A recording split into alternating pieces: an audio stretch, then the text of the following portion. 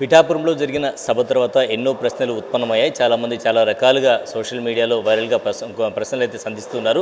దీని అందరికీ సమాధానం చెప్తామంటూ నెల్లూరుకు సంబంధించి జనసేన నేతలు ముందుకు వచ్చారు. వారితో మాట్లాడదాం. ప్రధానంగా ప్రకాష్ రాజ్ చేసినటువంటి ట్వీట్ మీరు చూసింటారు హిందీ భాష మీద. దీని మీద మీరు ఏమంటారు? అటు విజయ్ కూడా దీని మీద కామెంట్ చేస్తున్నారు. ఈరోజు పవన్ కళ్యాణ్ గారి గురించి లేదా వారి సైద్ధాంతిక విషయాల గురించి మాట్లాడేటువంటి అర్హత, అనుభవం, అవగాహన మూడు లేనటువంటి వ్యక్తి ప్రకాష్ రాజ్ సినిమాల్లో విలన్ అయితే పర్వాలేదు, కానీ నిజ జీవితంలో కూడా ప్రజల పట్ల విలన్గా తయారయ్యాడు. ఏ విషయాన్ని మాట్లాడినా దాన్ని బీజేపీ మీద అక్కసు వెళ్ళగక్కేదానికి ఏదో ఒక దాన్ని వేదికగా చేసుకోవడం, లేకపోతే ప్రజల మధ్య విద్వేషాలు రెచ్చగొట్టేటువంటి వ్యాఖ్యలు చేయడం ప్రకాష్ రాజ్కి పరిపాటి. అయితే నిన్న పవన్ కళ్యాణ్ గారు చాలా స్పష్టంగా చెప్పారు, ఈరోజు బహుభాషా విధానం అనేది భారతదేశానికి మంచిది అని. ఈరోజు బహుభాషా విధానం కానీ బహు సంస్కృతి కలిగినటువంటి విధానమే భారతదేశం యొక్క ఆత్మ. ఈరోజు యూనిటీ ఇన్ డైవర్సిటీ, ఇన్ని భాషలున్నా ఇన్ని సంస్కృతులున్నా భారతదేశంలో ప్రజలంతా ఒక్కటే. ఈరోజు భారత్ అంటే అందరూ ఒకటవుతారు. ఈరోజు ఒక ఇండియా క్రికెట్ పాకిస్తాన్ మ్యాచ్ జరిగితే భారతీయులందరూ ఒక్కటిగా చేస్తారే తప్ప తెలుగు వాళ్ళు ఒక నినాదం, కన్నడ వాళ్ళు ఒక నినాదం, తమిళనాడు నినాదం ఒకటి చేయరు. ఈరోజు కాశ్మీర్ నుంచి కన్యాకుమారి వరకు, అటక్ నుంచి కటక్ వరకు భారతదేశం ఎటువైపు చూసినా కూడా, ఏ సంస్కృతిని అనుసరించినా కూడా వారి అందరి యొక్క ఆత్మ ఒక్కటే అన్నటువంటి విషయాన్ని పవన్ కళ్యాణ్ గారిని తెలియజేయడం జరిగింది. అదేవిధంగా హిందీని బలవంతంగా రుద్దుతున్నారు, ఆ రుద్దొద్దు అని ప్రకాష్ రాజ్ మాట్లాడుతున్నారు. ఇక్కడ బలవంతంగా రుద్దడానికి జనసేన వ్యతిరేకం. అదేవిధంగా భాషల్ని గౌరవించడానికి మాత్రమే జనసేన అనుకూలం అన్నటువంటి విషయాన్ని పవన్ కళ్యాణ్ గారు చెప్పారు. ఈరోజు తమిళనాడులో హిందీ పట్ల ద్వేషాన్ని నింపొద్దు, ఈరోజు తమిళనాడు ప్రజలకి హిందీ భాషను దూరం చేయొద్దు, వారు ఇష్టపూర్వకంగా నేర్చుకోవాలి అంటే దాన్ని అనుమతించండి అన్నటువంటి క్రమంలోనే పవన్ కళ్యాణ్ గారు చెప్పడం జరిగింది. ఈరోజు ఎన్ని భాషలు వీలైతే అంత ఆరోగ్యకరమైనటువంటి సంబంధాలు ప్రజల మధ్య పెరిగేదానికి అవకాశం ఉంటుంది. ఈరోజు హిందీ విషయంలోనే కాదు, ఉత్తరాది దక్షిణాది అన్నటువంటి భావనను కూడా తొలగించేటువంటి విధంగా పవన్ కళ్యాణ్ గారు మాట్లాడడం జరిగింది. ఈరోజు నిజంగా డీలిమిటేషన్ అయితే జనాభా పెరుగుదలను దృష్టిలో పెట్టుకొని నియోజకవర్గాల పునర్విభజన జరగబోతూ ఉందో దాని విషయాలు ఏదైనా మాట్లాడాలంటే కూర్చొని చర్చించుకోవాలి తప్ప ఈరోజు ప్రాంతీయ విద్వేషాలు రెచ్చగొట్టే విధంగా అది ఎవరు మాట్లాడినా కూడా తప్పే అని చెప్పి తెలియజేస్తా ఉన్నాం. అదేవిధంగా స్టాలిన్ కొడుకు అయినటువంటి ఉదయనిధి స్టాలిన్ కూడా గతంలో సనాతన ధర్మం గురించి ఇదే విధంగా మాట్లాడి విద్వేషాలు రెచ్చగొట్టేటువంటి ప్రయత్నం చేశారు. ప్రకాష్ రాజు ఒకవైపు క్రిస్టియానిటీని అనుసరిస్తూ నాస్తికుని ముసుగులో సనాతన ధర్మం మీద అనేక విద్వేషకరమైనటువంటి వ్యాఖ్యలు చేశారు. వీళ్ళందరూ ఉద్దేశం కూడా వీళ్ళకి ఉత్తరాది దక్షిణాది అనేటువంటి ఏర్పాటు చేయడం, ద్రవిడ భావజాలం, ఆర్య ద్రవిడ ప్రజల మధ్య గోడలు కట్టడం, ద్వేషాన్ని పెంచడమే వీరి లక్ష్యం. కాబట్టి ఈరోజు దేశాన్ని సమగ్రతగా ఉంచేటువంటి ఒకే తాటిపై నడిపించేటువంటి నాయకత్వం కానీ అటువంటి ఆలోచనలు కానీ వాళ్ళకి నచ్చవు. సహజంగానే రాక్షసులకి దేవుళ్ళ పైన విద్వేషం ఉంటుంది. అదేవిధంగా ప్రకాష్ రాజ్ కూడా ఈ వ్యాఖ్యలు చేశాడని చెప్పి నేను తెలియజేస్తాను. అలాగే ప్రశ్నిస్తాం, సాధిస్తామన్నారు. ఇప్పుడు అన్నదమ్ములు సర్దుకుపోదామని పదవులతో వెళ్ళిపోయారు. నాడు వర్మ అన్నవాళ్ళు ఈరోజు కర్మ అంటున్నారు. ఇది పవన్ కళ్యాణ్ పరిస్థితి అని కూడా సోషల్ మీడియాలో వైరల్గా మారింది. కొంతమంది మరి ట్వీట్లు చేస్తూ ఉన్నారు. దీని మీద ఈరోజు అన్నదమ్ములు సర్దుకుపోవడం అంటే ఈరోజు నాగబాబు గారికి అధికారం వచ్చినటువంటి పక్క రోజో లేకపోతే ఆ ఎన్నికల్లోనో నాగబాబు గారిని నిలబెట్టుకోవచ్చు పవన్ కళ్యాణ్ గారు కావాలంటే. కానీ ఈరోజు నా అన్న నా తమ్ముడు అనేటువంటి ఆలోచన విధానం పవన్ కళ్యాణ్ గారికి ఎక్కడా లేదు. మరి అటువంటి ఆలోచన విధానం ఉంటే ఆ రోజే పట్టుబట్టి నిలబెట్టుండేవాళ్ళు కదా. మరి బీజేపీ కోసమో తెలుగుదేశం కోసం సర్దుబాటు చేసుకున్నటువంటి సీట్లలో నాగబాబు గారు ఆ రోజే ఎంపీ అవ్వాల్సినటువంటి వ్యక్తి, ఆయన పార్టీ కోసం ఒక నిబద్ధత కలిగినటువంటి కార్యకర్తగా ఆయన త్యాగం చేసి ఒక మెట్టు వెనక్కి తగ్గారు. దానికి గౌరవంగా పార్టీ కోసం ఆయన ఈరోజు మా పార్టీ ప్రధాన కార్యదర్శి. ఈరోజు పార్టీ కోసం పనిచేస్తున్నటువంటి చిరంజీవి గారి అభిమానులు, మెగాభిమానులు కావచ్చు, చిరంజీవి యువత కావచ్చు, వాటన్నిటినీ ఒక్క తాటిపై నడిపించినటువంటి ఒక సారథి నాగబాబు గారు. మరి అటువంటి నాగబాబు గారి ఒక కార్యకర్తగా, ఒక నాయకుడిగా ఈరోజు ఎంతోమంది మనోభావాల్ని దృష్టిలో ఉంచుకొని వారిని గుర్తించారే కానీ ఈరోజు కేవలం ఒక అన్ననో తమ్ముడనో పవన్ కళ్యాణ్ గారికి ఎప్పుడు కూడా అటువంటి బంధుప్రీతి లేదు. అది రాష్ట్ర ప్రజలందరికీ కూడా తెలుసు. ఈరోజు నాగబాబు గారికి ఎమ్మెల్సీ ఇచ్చారు.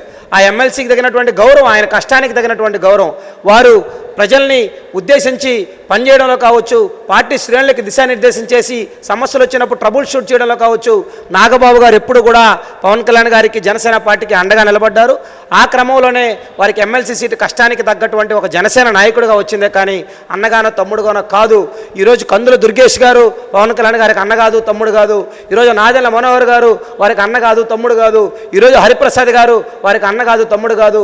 రాష్ట్రంలో కొత్తగా గెలిచినటువంటి ఎమ్మెల్యేలు కావచ్చు, 21 మంది ఈరోజు శాసనసభలో ఉన్న వాళ్ళు కావచ్చు, 2 ఎంపీ స్థానాల్లో ఉన్నటువంటి వాళ్ళు కావచ్చు, ఈరోజు రాష్ట్ర స్థాయిలో కార్పొరేషన్ పదవులు తీసుకున్నటువంటి అజయ్ కుమార్ గారు కావచ్చు, అనేక మంది కావచ్చు. వీళ్ళెవరూ కూడా పవన్ కళ్యాణ్ గారికి అన్న కాదు, తమ్ముడు కాదు. ఇక్కడే మరొక ప్రశ్న, మీరన్నట్టు 21 సీట్లు 2 ఎంపీ సీట్లు ఏవైతే ఉన్నాయో ఇవి 100% స్ట్రైక్ రేట్ మేము సాధించామని చెప్పి పవన్ కళ్యాణ్ గొప్పగా చెప్తూ ఉంటే, నిన్న అంబటి రాంబాబు కూడా కీలక వ్యాఖ్యలు చేయడం జరిగింది. ఎవరైతే గెలిచారో వాళ్ళు తెలుగుదేశం పార్టీకి సంబంధించిన నాయకులు వాళ్ళందరూ కూడా వాళ్ళు వైసీపీలోకి వస్తామంటే మేము వద్దన్నాము, ఇప్పుడు ఆల్టర్నేట్గా జనసేనలోకి వెళ్ళి గెలిచారు వాళ్ళు మొత్తం టీడీపీ నాయకులే అని చెప్పి కూడా ఆయన చెప్తూ ఉంటే, 40 ఏళ్ల ప్రస్థానం ఉండేటువంటి తెలుగుదేశం పార్టీని జనసేన వచ్చి గెలిపించామని చెప్పడం హాస్యాస్పదమని మరికొందరు వ్యాఖ్యానిస్తూ ఉన్నారు. దీని మీద మీరేమంటారు? ఈరోజు పవన్ కళ్యాణ్ గారు తెలుగుదేశం పార్టీని మేమే గెలిపించామని ఎక్కడా మాట్లాడాల. ఈరోజు 11 ఏళ్ల సుదీర్ఘ పోరాటంతో పడిపోతుంది, 2 చోట్ల ఓడిపోయారు పవన్ కళ్యాణ్ గారు. జనసేన పార్టీని నిలబెట్టుకున్నాం. అదేవిధంగా అధ్యక్షుడినే జైల్లో వేస్తే అటువంటి కష్టకాలంలో 40 ఏళ్ల పార్టీకి కూడా అండగా నిలబడి తెలుగుదేశం పార్టీ నిలబడడానికి కూడా మనం దోహదపడ్డాము అన్నటువంటి విషయాన్ని మాత్రమే పవన్ కళ్యాణ్ గారు చేశారు. అదేవిధంగా 40 ఏళ్ల సుదీర్ఘ అనుభవంతో పార్టీని నడపడం ఎంత కష్టమో చంద్రబాబు నాయుడు గారి యొక్క నాయకత్వ లక్షణాల గురించి కూడా వారు మాట్లాడారు. కొంతమంది పవన్ కళ్యాణ్ గారి పైన బురద జల్లేటువంటి ప్రయత్నం, ఈ పొత్తు చెడిపోతే లబ్ధి పొందుదాం అన్నటువంటి కొంతమంది కుట్రల ప్రయత్నాల్లో భాగంగా ఇటువంటి వ్యాఖ్యలే తప్ప, అంబటి రాంబాబు గారు మా పార్టీకి ఎందుకు 11 సీట్లు వచ్చాయన్నటువంటి విషయాన్ని మా ఆలోచించుకోవడం మానేసి ఈరోజు పవన్ కళ్యాణ్ గారి గురించి తెలుగుదేశం పార్టీ ఎమ్మెల్యేలు నాదెళ్ల మనోహర్ గారు తెలుగుదేశం నుంచి వచ్చారా, కందుల దుర్గేష్ గారు ఈరోజు తెలుగుదేశం పార్టీ నుంచి వచ్చారా, లేదే మరి ఈరోజు పార్టీ మొదటి నుంచి ఉన్నటువంటి బొలిశెట్టి శ్రీనివాస్ గారు తెలుగుదేశం నుంచి వచ్చారా, మీ వైసీపీ నుంచి వచ్చారు కదండి. మీ వైసీపీ జిల్లా అధ్యక్షుడు పంచకాల రమేష్ బాబు గారు వచ్చి జనసేన పార్టీలో గెలిచారు. మరి మీరెందుకు కాపాడుకోలేకపోయారు? అంటే మీ నాయకత్వం విఫలమైంది. మీ జగన్మోహన్ రెడ్డి గారి నియంతృత్వ ధోరణి పట్ల వాళ్ళు వ్యతిరేకించి ఈరోజు జనసేనలోకి వచ్చారు. వచ్చిన వాళ్ళని సాధారణంగా ఆహ్వానించాం, నాయకత్వాన్ని గుర్తించారు, ప్రజలు వాళ్ళని ఆదరించారు. వారు పార్టీలోకి వచ్చినా కూడా ప్రజలు ఆదరించి గెలిపించిన తర్వాత మాట్లాడే నైతిక అర్హత మీకు ఏ విధంగా ఉంది? ఏ రకంగానూ లేదు. కాబట్టి ఇప్పటికైనా సరే వైఎస్ఆర్సీపీ అభిమానులు నిన్న వచ్చినటువంటి జన శ్రేణుల్ని, జన సందోహాన్ని, జన సముద్రాన్ని చూసి మతి భ్రమించి ఏం చేయాలో తెలియనటువంటి అక్కస్తో వ్యవహరించడం మానేసి ఇప్పటికైనా సరే 11 సీట్లలో వచ్చే సంవత్సరానికి 12వ ఆవిర్భావ సభగా చెప్తా ఉన్నాం. మరో సంవత్సరం 12 సీట్లు ఎడ తెచ్చుకోవాలో ప్రయత్నించండి, లేకపోతే జగన్మోహన్ రెడ్డి గారి సీట్ను కూడా కోల్పోయే పరిస్థితి వస్తుందని కూడా ఈ సందర్భంగా తెలియజేస్తాం. అలాగే 15 ఏళ్ల క్రితం జరిగినటువంటి వ్యాఖ్యల్ని హైదరాబాద్లో ఓవైసీ వాళ్ళు చేసినటువంటి వ్యాఖ్యల్ని తిరగదోడడం ఏంటి అని కూడా కొంతమంది ప్రశ్నిస్తున్నారు. దీన్ని ఏమంటారు? ఈరోజు తిరగదోడడం కాదు, పవన్ కళ్యాణ్ గారు చాలా స్పష్టంగా చెప్పారు. ఒక మతం పైన మాట్లాడినప్పుడు ఒక విధంగా, మరో మతం పైన మాట్లాడినప్పుడు మరో విధంగా, ఓట్ల రాజకీయాలను దృష్టిలో పెట్టుకొని కుహాన లౌకికవాదులు ఏదైతే స్పందిస్తూ ఉన్నారో దీనివల్ల ఈరోజు మెజారిటీ ప్రజలైనటువంటి హిందువుల అశాంతి నెలకొంటుంది, ఆందోళన నెలకొంటుంది. దానివల్లే హైందవ శంకారావం కావచ్చు, హైందవ చైతన్యం కావచ్చు ఎక్కువ అవుతూ ఉంది.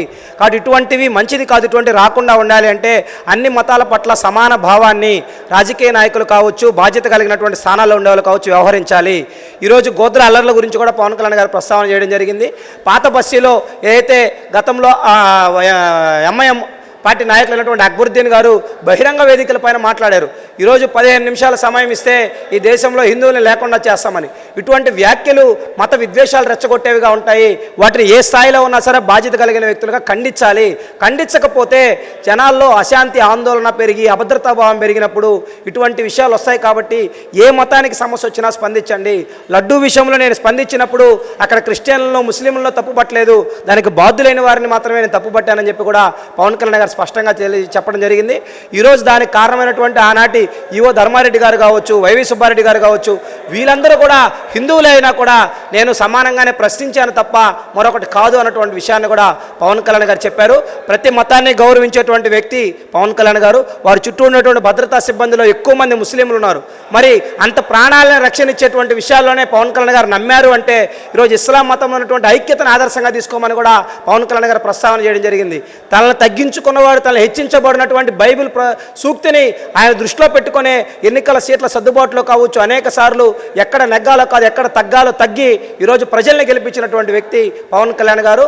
అన్ని మతాల్ని సమానంగా చూసేటువంటి పవన్ కళ్యాణ్ గారు తాను పాటించేటువంటి సనాతన ధర్మ విషయంలో కూడా అదే స్థాయిలో స్పందిస్తానని చాలా స్పష్టంగా చెప్పారు. కాబట్టి ఈరోజు ఎవరైతే పిచ్చి పిచ్చి ప్రేలాపనలు చేస్తూ జనసేన పార్టీకి వస్తున్నటువంటి ఆదరణని చూసి తట్టుకోలేక ఈరోజు మహారాష్ట్రలో ఎన్నికల ప్రచారంలో కావచ్చు, లేకపోతే తమిళనాడులో వెళ్ళినటువంటి షణ్ముఖ యాత్రలో కావచ్చు, లేదా ఇతర ప్రాంతాల్లో వారి ప్రచారానికి కర్ణాటక లాంటి ప్రాంతాల ఆదరణ లభిస్తున్నటువంటి తీరుని ఓర్వలేక పవన్ కళ్యాణ్ గారు జాతీయ నాయకుడిగా ఎమర్జ్ అయితే రాష్ట్రంలో మాకు ఇటువంటి ఉనికి కోల్పోతామనేటువంటి ఒక అభద్రతా భావం చేసేటువంటి వ్యాఖ్యలు చేసేటువంటి ప్రతి ఒక్కరికి కూడా చెప్తున్నాం. మీరు పవన్ కళ్యాణ్ గారి మీద వ్యాఖ్యలు చేయడం అంటే ఆకాశం వైపు తలపైకి ఎత్తి ఎంగిలి వేయడం లాంటిదే. అది మీ ముఖానే పడుతుంది తప్ప పవన్ కళ్యాణ్ గారికి ఇటువంటివి ఏవి కూడా అంటవు.